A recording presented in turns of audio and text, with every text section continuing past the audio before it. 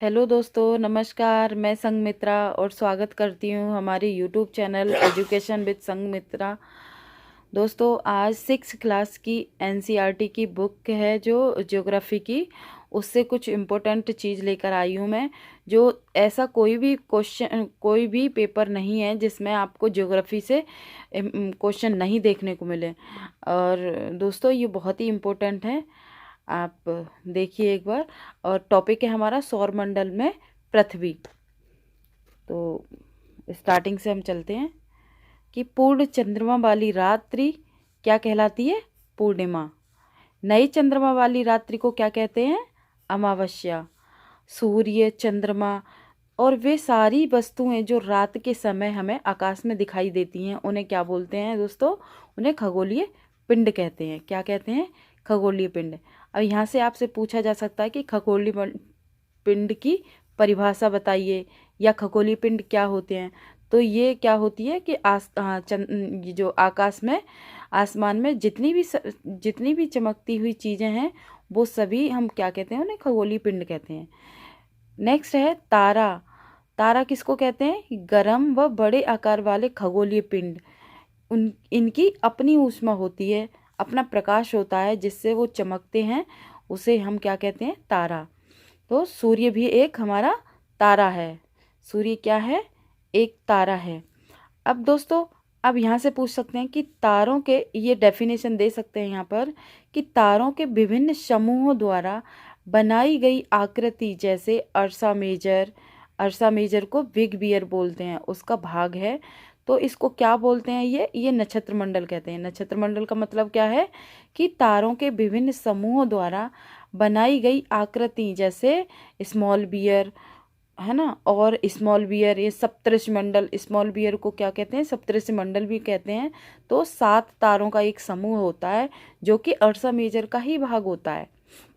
Next है ध्रुव तारा। उत्तर दिशा को बताता है।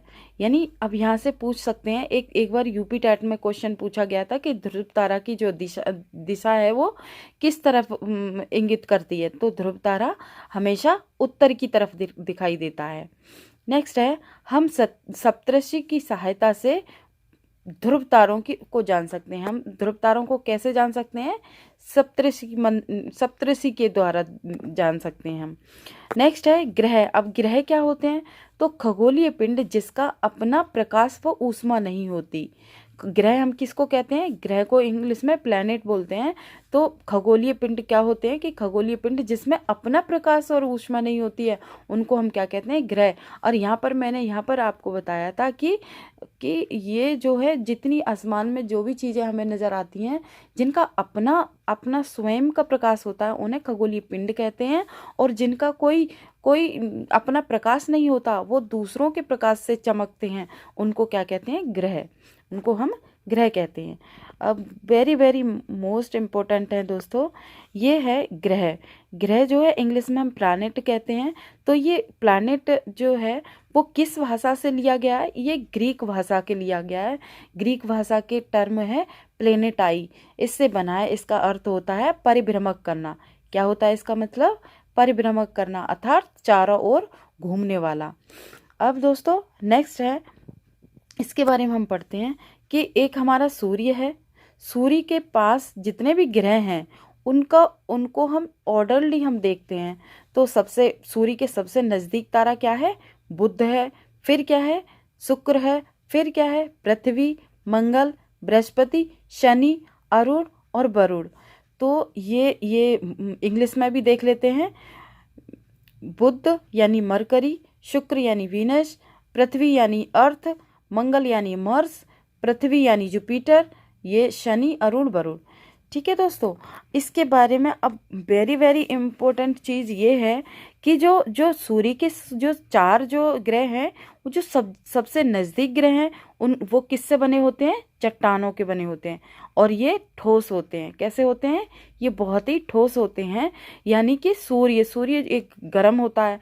तो यहाँ जितने भी इसके पास में जितने भी ग्रह हैं, वो ठोस होते हैं, चट्टानों के बने होते हैं।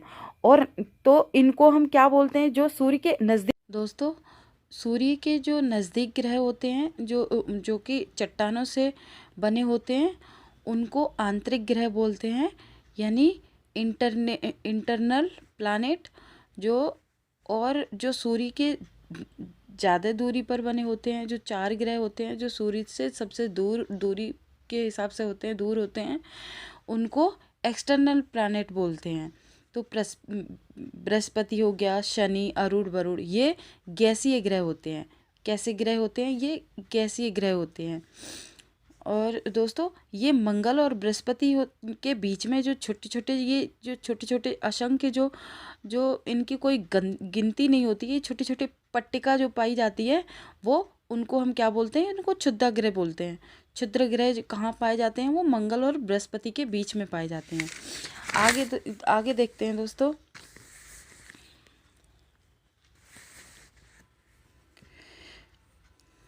बृहस्पति, शनि, यूरेनस, नेपच्यून के चारों ओर छल्ले होते हैं, जो छोटे छोटे पिंडों की बनी पट्टिका होती हैं, जो कि मैंने अभी बताया था कि ये क्षुद्र ग्रह कहाँ पाए जाते हैं? मंगल और बृहस्पति के बीच में पाए जाते हैं। और आंतरिक ग्रह किन्हें बोलते हैं?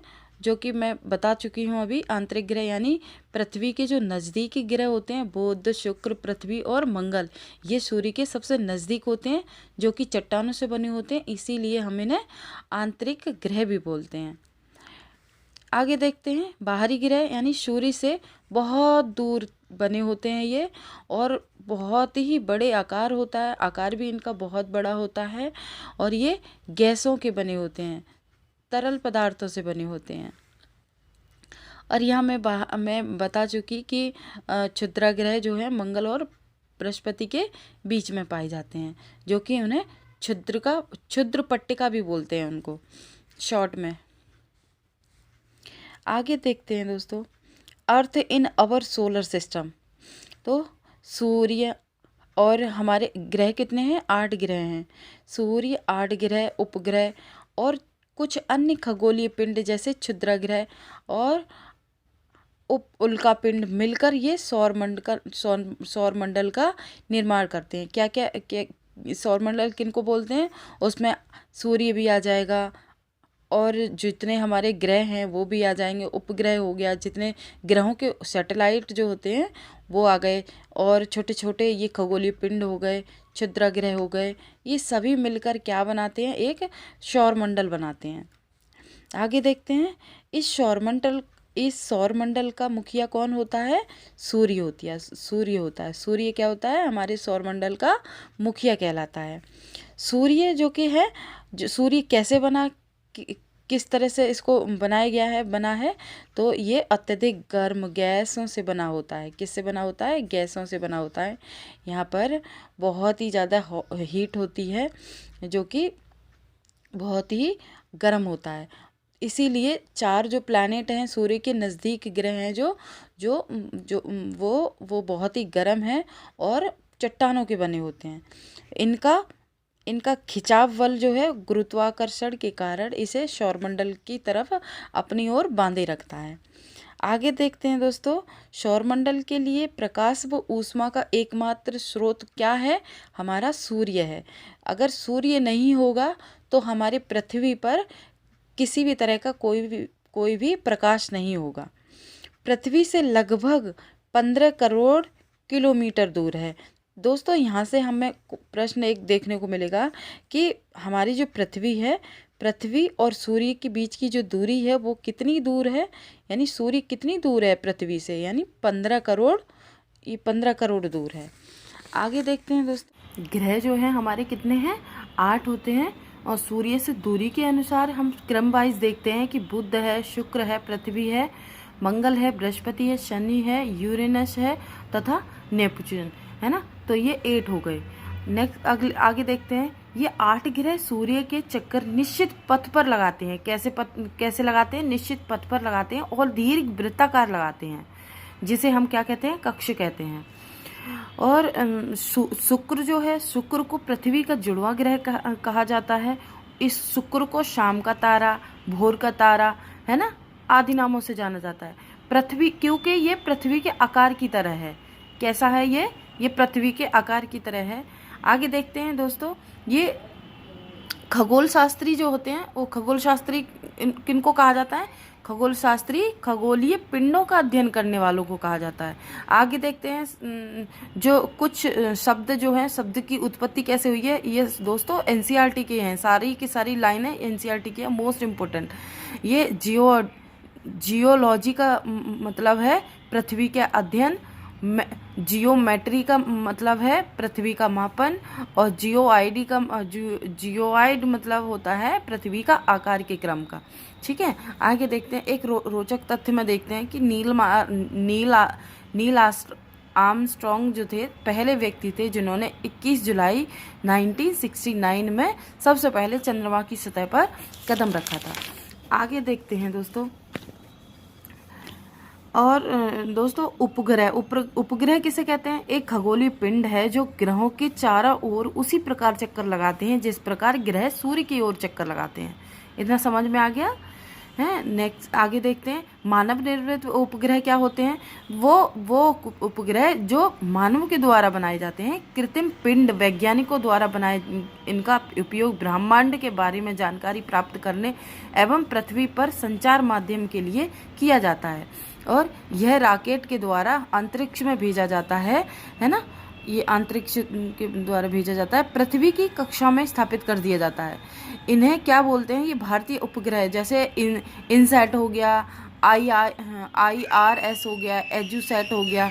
ये कैसे हैं? ये एजुसैट ये एजुकेशन से रिलेटेड है। इंडिया में कहीं भी किसी भी कोने में आप बैठे रहो और वहाँ से इसके माध्यम से आप